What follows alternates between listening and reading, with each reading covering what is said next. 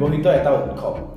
এই উৎসৱটি পালন কৰাৰ আঁৰত কি ধৰ্মীয় আখ্যান বা মাইথলজিকেল ষ্টৰী জড়িত হৈ আছে আহক জানো।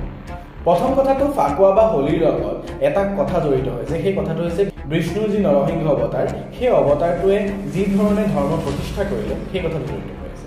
প্ৰহ্লাদৰ ৰক্ষাৰ্থে হোলিকা যি দহন হ'ল, অৰ্থাৎ হোলিকাক যি ভস্ম কৰা হ'ল, সেই কথাটো জড়িত কৰিছে। দ্বিতীয় কথাটো হৈছে ফাকুৱাৰ লগত স্পষ্টৰূপে আমি শ্ৰীকৃষ্ণ আৰু ৰাধাৰ প্ৰেমৰ কথা পাওঁ। শ্ৰীকৃষ্ণ আৰু ৰাধাৰ যি প্ৰেম লীলা, সেই প্ৰেম লীলাৰ লগত ফাকুৱাৰ এক সম্পৰ্ক আছে। তৃতীয় কথাটো হ'ল শিৱ আৰু পাৰ্বতীৰ মিলন, অৰ্থাৎ শিৱৰাত্ৰিৰ পিছতেই ফাকুৱা পালন কৰা হয়। শিৱৰাত্ৰি যিটো অন্যতম এটা গুৰুত্বপূৰ্ণ হিন্দু ধৰ্মৰ উৎসৱ, তাৰ পিছতেই ফাকুৱা পালন কৰা হয়।